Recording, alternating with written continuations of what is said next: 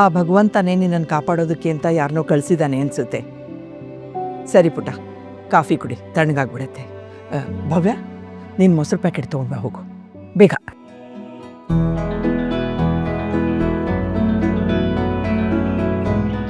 ಕಾಪಾಡಿದ್ದು ಅಲ್ಲದೆ ಮರ್ಯಾದೆಯಿಂದ ಕರ್ಕೊಂಡು ಬಂದು ಮನೆಗೆ ಬಿಟ್ಟು ಹೋಗಿದ್ದಾನೆ. ಯಾರಿರ್ಬೋದು? ಯಾರು ಅಂತ ಗೊತ್ತಾದ್ರೆ ಥ್ಯಾಂಕ್ಸ್ ಹೇಳಬೇಕು.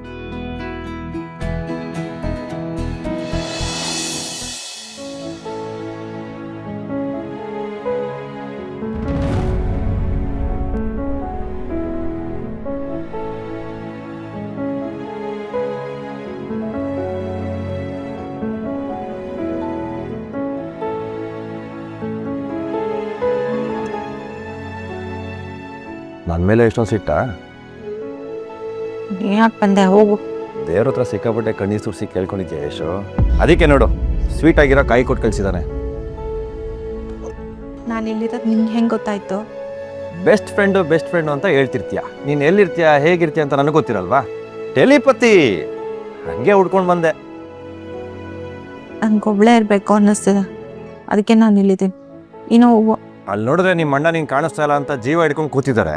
ನೀನು ನೋಡಿದ್ರೆ ಆರಾಮಾಗಿ ದೇವ್ರಾದ ಚಾಳಿ ಹಿಡ್ಕೊಂಡು ಕೂತಿದ್ಯಾ. ಯಗ್ಗ ಮಗ ಟೆನ್ಷನ್ ಆಗಿದ್ದಾರೆ ಯಶು. ಬಾ ಮನೆಗೆ. ಯಾವ ಮನೆಗೆ ಬರಬೇಕು? ಯಾರ ಮನೆಗೆ ಬರ್ಬೇಕು ನಾನು? ನನ್ನ ಮಾತಿಗೆ ಬೆಲೆ ಇಲ್ದಿರೋ ಜಾಗನ ಮನೆ ಅಂತ ಒಪ್ಕೊಳ್ಳೋದಕ್ಕಾಗುತ್ತಾ?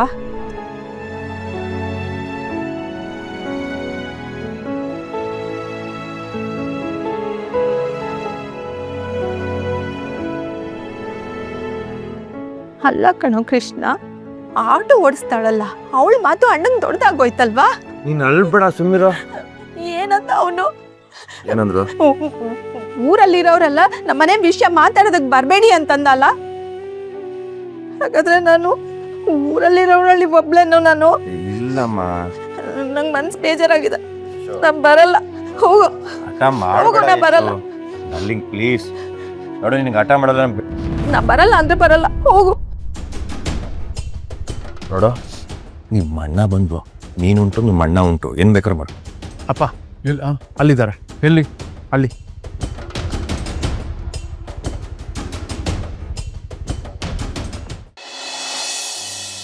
ರುಕ್ಕು, ಒಂದು ಮಾತು ಕಡೆ, ಈ ಮದುವೆ ಬಗ್ಗೆ ಯಾರಿಗೂ ಹೇಳೋದೇ ಬೇಡ. ಸುಮ್ಮನೆ ಯಾವುದಾದ್ರೂ ಒಂದು ದೇವಸ್ಥಾನದಲ್ಲಿ ಮಾಡಿ ಮುಗಿಸ್ಬಿಡೋಣ. ಊರ ಜನರ ಕಣ್ಣು ಹದ್ದಿನ ದೃಷ್ಟಿ ಇದ್ದಾಗೆ, ಬಿದ್ದರೆ ಆಳ್ಗೊಂದು ಕಲ್ಲು ಅಂತಾರಲ್ಲ ಹಾಗೆ. ಸುಮ್ಮನೆ ಯಾಕೆ ಯಾವುದು ಗಲಾಟೆ ಇಲ್ಲದೆ ಮುಗಿಸ್ಬಿಡೋಣ. ಅಲ್ಲಮ್ಮ, ನಾವ್ಯಾಕೆ ಹೆದರ್ಕೊಳ್ಬೇಕು? ನಾವೇನ್ ದರೋಡೆ ಮಾಡಿದೀವ ಅಥವಾ ಯಾರನ್ನಾದ್ರೂ ಓಡಿಸ್ಕೊಂಡು ಹೋಗಿದೀವ? ಕಳ್ತನ ಮಾಡೋರ್ಗೆ ಈ ಭಯ ಇರಬೇಕು, ನಮ್ಗಲ್ಲ.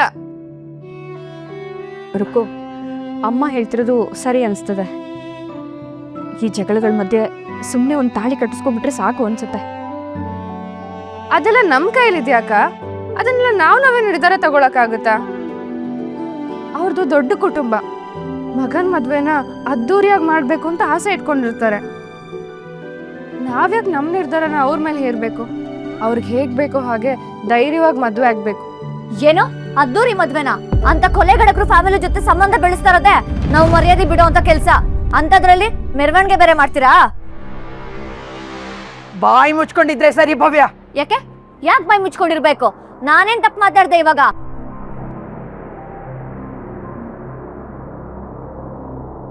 ಬಾಯಿ ಮುಚ್ಕೊಂಡಿರು ಅಂತ ಹೇಳ್ದೆ ತಾನೆ. ನಿಮ್ಮಣ್ಣ ಹೋದ್ಮೇಲೆ ಈ ಮನೆ ದಿಕ್ಕಾಪಾಲಾಗಿದೆ. ಗಂಡು ದಿಕ್ಕಿಲ್ದಿರೋ ಮನೆ ಅಂದ್ರೆ ಬರಿಗೈಯಲ್ಲಿ ಕೆಂಡ ಹಿಡ್ದಾಗೆ.